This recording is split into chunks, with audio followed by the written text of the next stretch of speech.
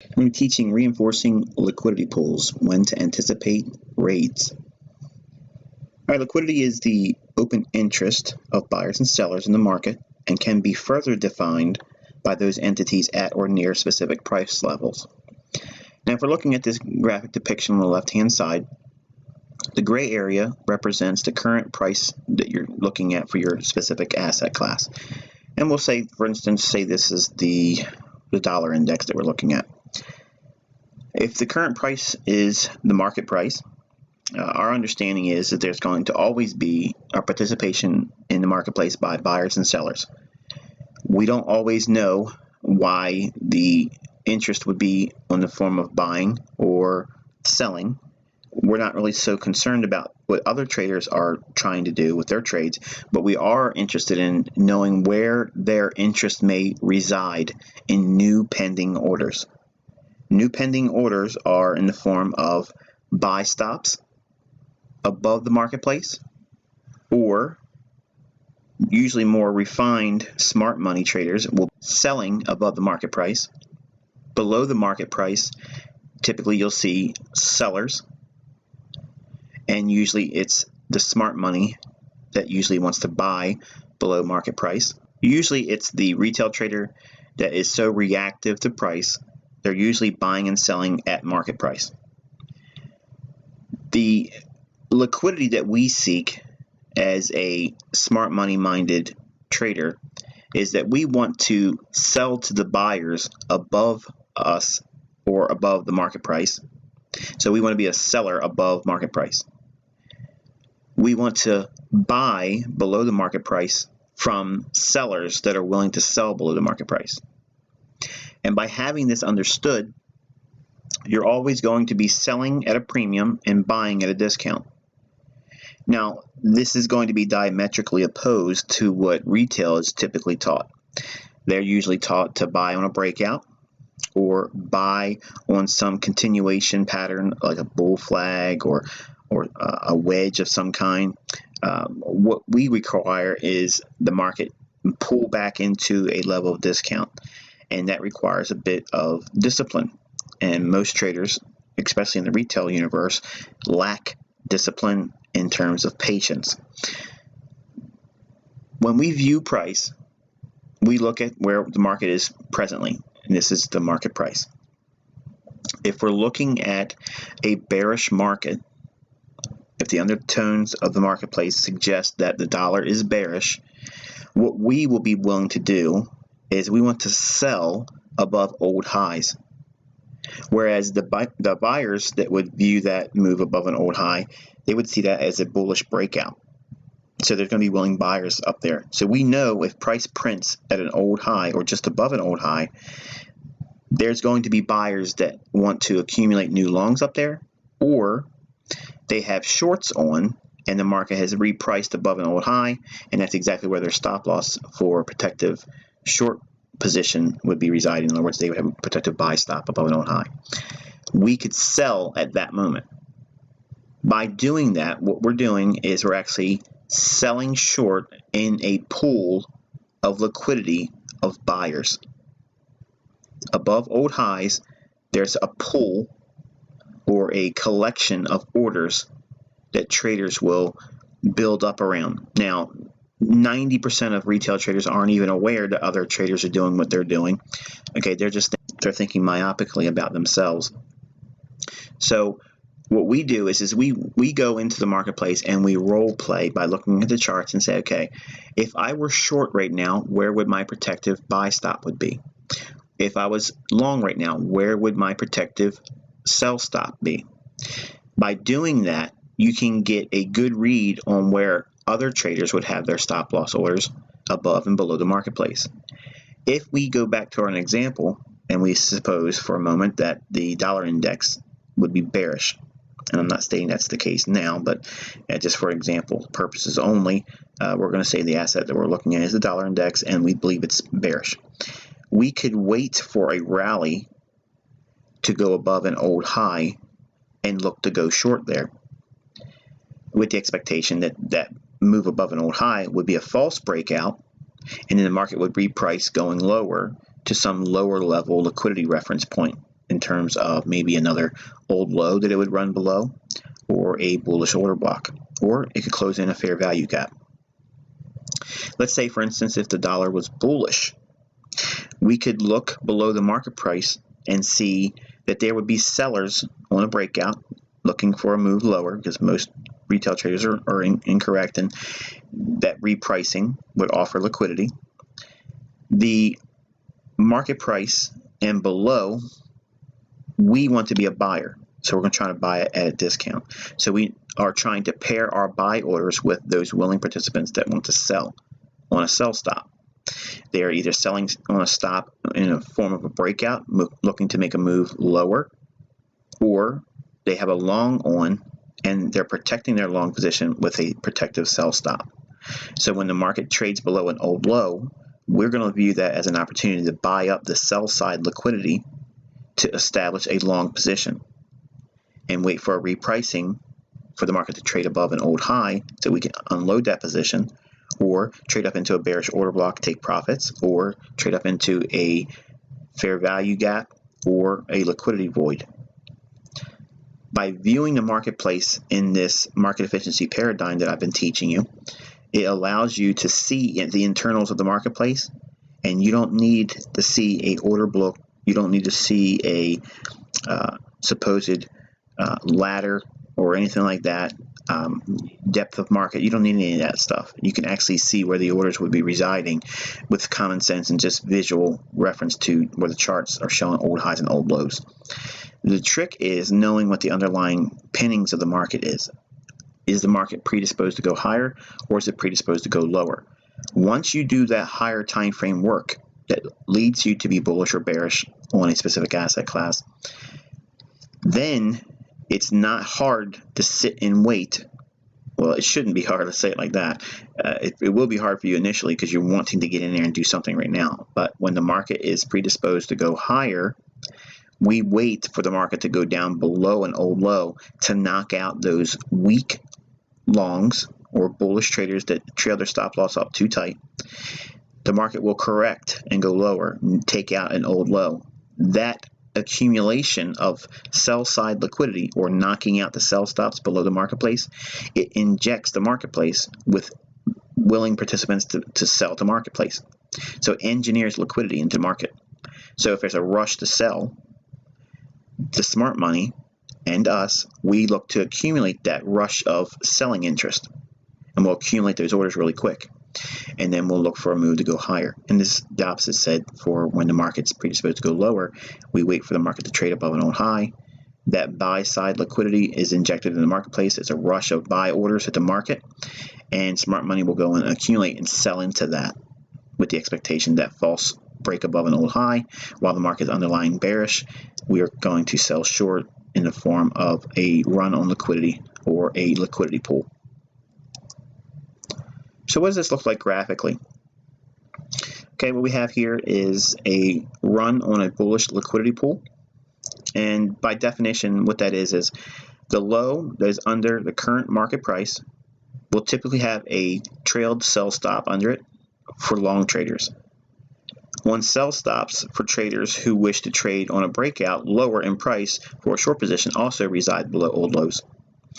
Validation of this setup or condition is when the low is violated or price moves below the recent low, and the sell stops become market orders to sell at market. This injects sell side liquidity into the marketplace, and typically this is paired up with smart money buyers.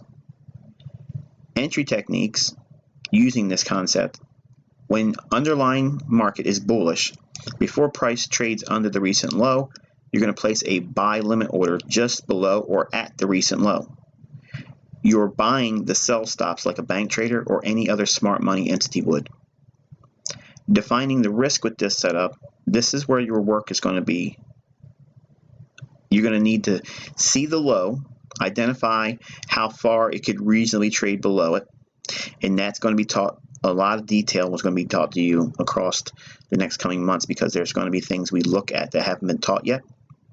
But for exercise purposes now, and to observe in past examples in hindsight in your charts, the low that you're trying to buy under, okay, you're going to expect or anticipate on a lower time frame chart like a 15 or 30 minute chart, you can expect a 10 to 20 pip sweep below the old low. A 30 to 50 pip stop is ideal if your entry is under the low and not above it, because you're generally, if you're trying to get ahead of the move, trying to buy above the low or at the low, you're really probably just fearful you're going to miss the entry. It's better to wait for the market to trade under that low, and once it trades under there 10, 20 pips, that's a really good ideal entry point, because if you use a 30 to 50 pip stop while entering below, significantly below the low, by 10 or 20 pips below the low, if you use a 30 or 50 pip stop at that point, it's going to take a real significant move to knock you out. And here's the thing, if it starts moving beyond 25 pips, I think is a fair assessment, below the low, it's probably not just a stop run. You're probably looking at a much further decline. So when do we anticipate these stop rates? Well, in this case here, this market was underlying bullish. It was the Kiwi, just so you know, it's a Kiwi dollar trade. And there was an old low there, and the market had a liquidity pool resting below the old low. The market trades below that old low and accumulates all those sell stops. Now, while it's doing that, okay, it's going to look to offset those new longs by smart money above old highs. And you can see the equal highs over here to the left, where I've highlighted it, and draw that out to the right side of the chart, and you can see where profit taken with buy stops when they're rated, and that's the other contrary liquidity pool, or where the buy stops would be resting. So you're accumulating sell stops and offloading them to buy stops. You're accumulating the sell side liquidity for longs, and you're distributing your longs to the buy side liquidity.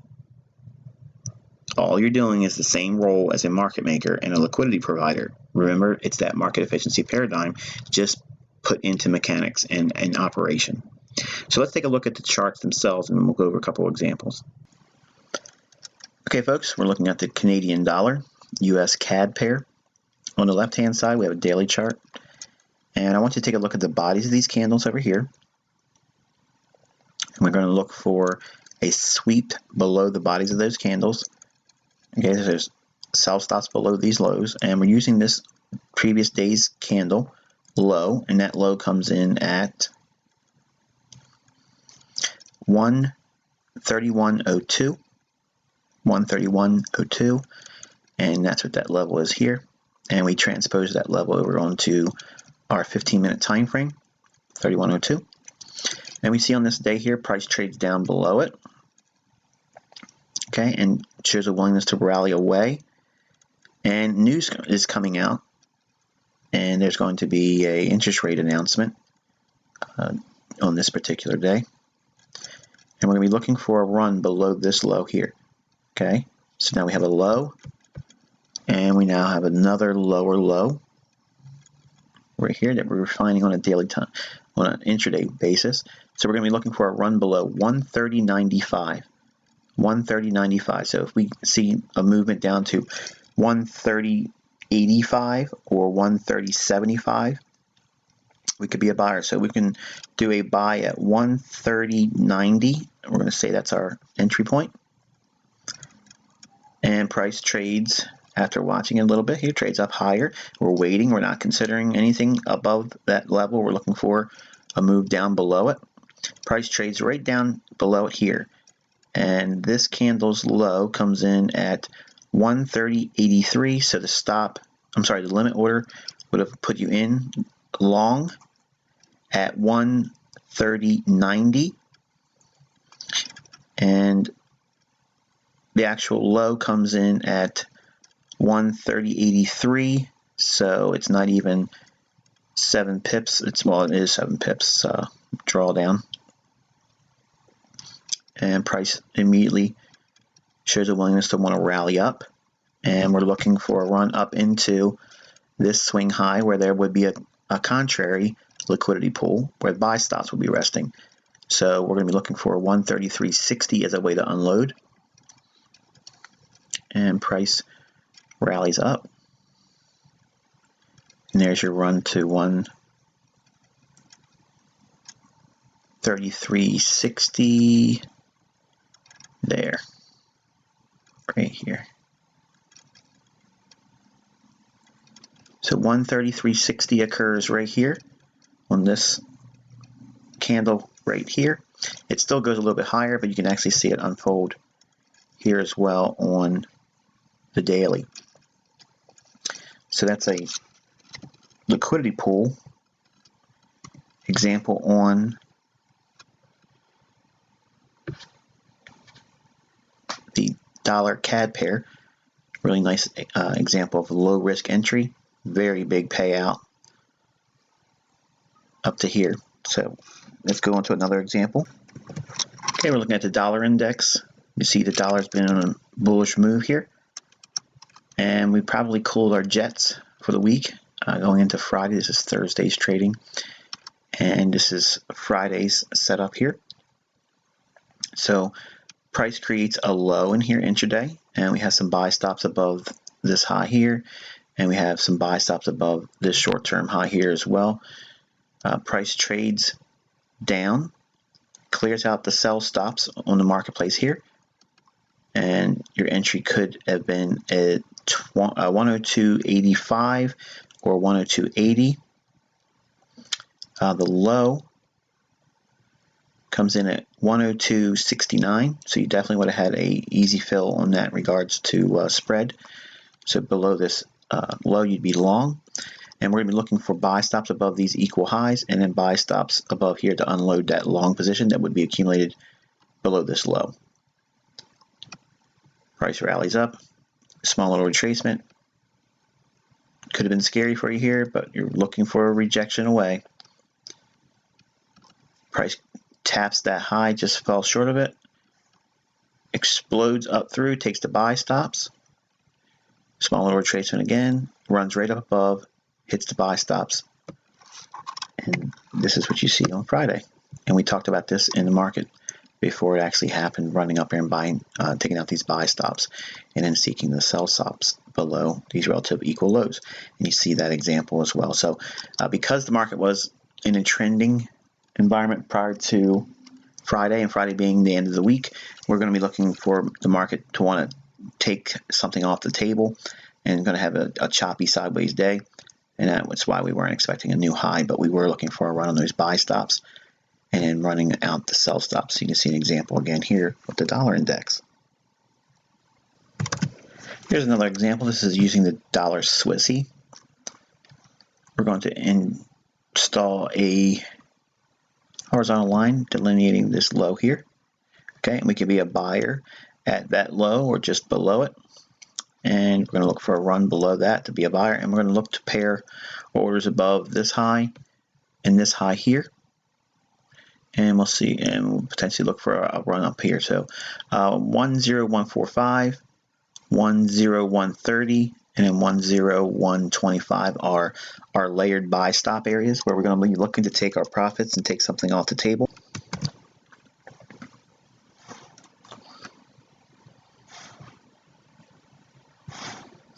Okay, so here's that move down into that level. We identified the low, and here is the sweep down below it.